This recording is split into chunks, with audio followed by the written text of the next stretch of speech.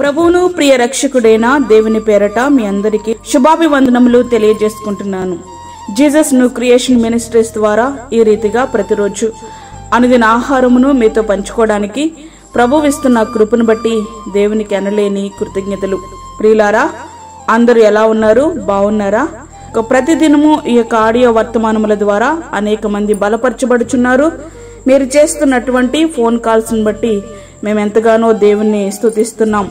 వాక్య ధ్యానములోనికి మనం వెళ్దాము. హెబ్రీయులకు రాసిన పత్రిక 2వ అధ్యాయము 3వ వచనం. ఎంత గొప్ప రక్షణను మనము నిర్లక్ష్యము చేసిన ఎడలా ఎలాగూ తప్పించుకొందుము. ఆజ్ఞాతిక్రమము ద్వారా సాతాను మొదటి మనిషితో పాపము చేయించాడు. ఆజ్ఞాతిక్రమము అంటే దేవుడు చేయమన్నది చేయకపోవడం, చేయవద్దన్నది చేయడం, అది పాపము. 1 యోహాను 3వ అధ్యాయము 4వ వచనం. సాతాను పరిశుద్ధుడైన మనిషిని మోసము చేసి పాపిగా మార్చాడు. పాపి అయిన మనిషి దేవుని కుమారుడు కాలేడు. 1 యోహాను 3వ అధ్యాయము 9వ వచనం.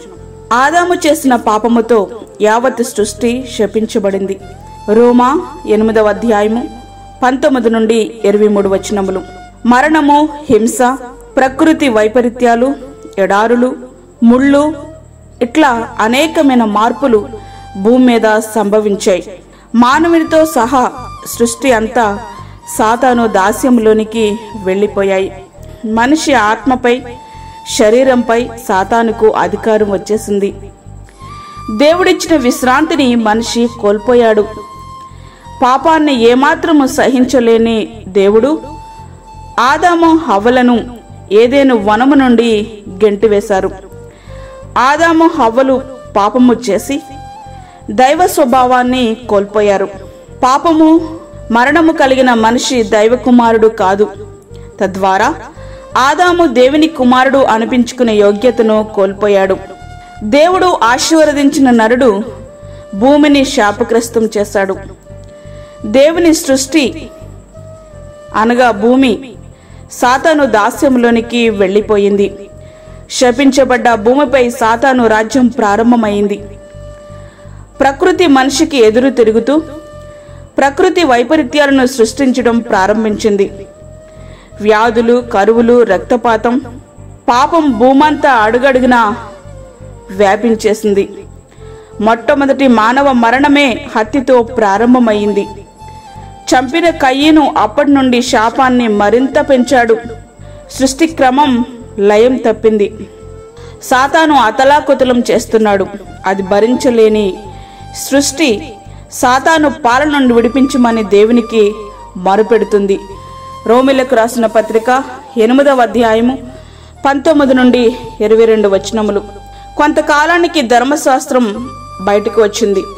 ధర్మశాస్త్రం ఎట్లాంటిదంటే రోడ్డు ప్రక్కన ఉండే కాషన్ బోర్డు వంటిది.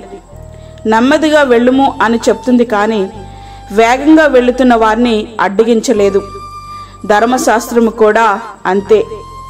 పాపము చేయొద్దు అని చెప్తుంది, కానీ పాపము చేసేవారిని పాపము చేయకుండా ఆపలేదు. మనిషి పాపము చేయకూడదు, పరిశుద్ధముగా జీవించాలనే భావనలోనికి నడిపిస్తుంది ధర్మశాస్త్రం. ధర్మశాస్త్రం పాపం అంటే ఏమిటో చెప్పింది, కానీ పాపము నుండి మనిషిని విడిపించలేకపోయింది. ధర్మశాస్త్రము ఒక ఆత్మను నరకానికి వెళ్లకుండా ఆపలేదు. ధర్మశాస్త్రం మనుషులను దేవుని కుమారులుగా మార్చలేదు. ధర్మశాస్త్రము సంపూర్ణ సిద్ధి మనకి కలిగించలేదు. శాపముగానే ఉంది. ప్రతి మనిషి పాపం చేయిస్తూ సాతాను కర్కశంగా పరిపాలిస్తూనే ఉన్నాడు. ఇట్లా సంవత్సరాలు గడిచిపోతున్నాయి.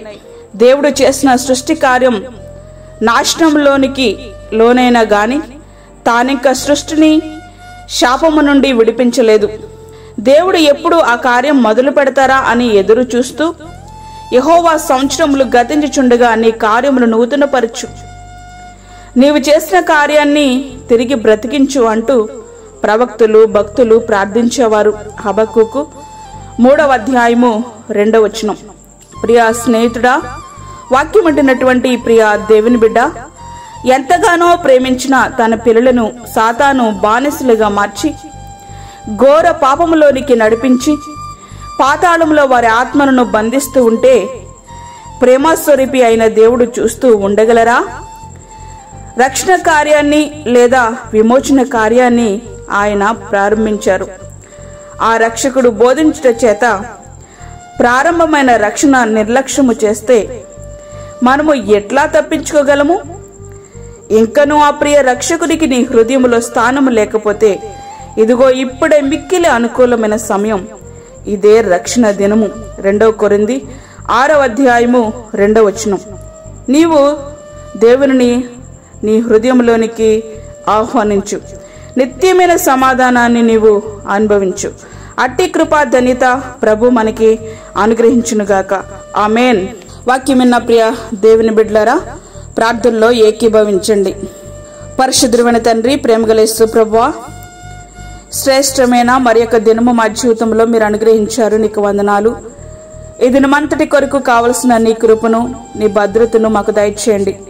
ప్రతి విధమైన శోధన, కీడు, ప్రమాదము, తెగుల నుండి మీరు మమ్మల్ని కాపాడండి ప్రభువా. బయటికి వెళ్తున్నప్పుడు, వస్తున్నప్పుడు మాకు, మా కుటుంబాలలో ఉన్న సభ్యులకు కావలసినటువంటి నీ కృపను తోడుగా ఉంచండి నాయనా. నీకు స్తోత్రములు. చంటి బిడ్డలను, వృద్ధులను, గర్భిణీ స్త్రీలను మీరు జ్ఞాపకం చేసుకోనండి ప్రభువా. నీ సన్నిధిని వారితో ఉంచండి నాయన. గర్భఫలము లేని బిడ్డలకు గర్భఫలము దయచేయండి. ఇంకా రక్షణ లేకుండా ఉన్నటువంటి వారికి నీ యొక్క రక్షణ నిర్లక్ష్యము చేయకుండా ప్రభువా, వారి రక్షణ భాగ్యము పొందుకునే కృపను ప్రతి బిడ్డకు మీరు అనుగ్రహించండి. ఈ సృష్టి అంతమవడానికి సిద్ధంగా ఉంది.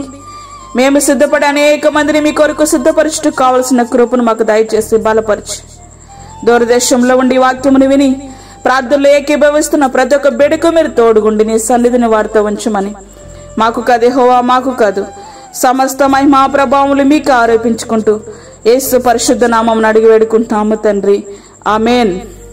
ఈ యొక్క వర్తమానములు ప్రతిదినము అనుదిన ఆహారంగా పంపించబడతా ఉన్నాయి. ఈ యొక్క ఆడియో వర్తమానములను మీ బంధువులకు, మీ స్నేహితులకు షేర్ చేయండి. దేవుని పనిలో మీరు కూడా పాలిభాగస్తులు కండి. అదేవిధంగా మీ ప్రార్థన అవసరతలు మాకు తెలియచేయండి. మా ఫోన్ నంబర్ 9177377559. దేవుడు మిమ్మును, మీ కుటుంబమును దీవించునుగాక. ఆమేన్. దేవుని సేవలో మీ సహోదరి అన్నామణి సాల్మన్. ఫ్రెండ్స్, మరిన్ని వీడియోస్ కొరకు మా ఛానల్ని సబ్స్క్రైబ్ చేయండి, షేర్ చేయండి, లైక్ చేయండి. దేవుడు మిమ్మల్ని దీవించునుగాక. ఆమేన్.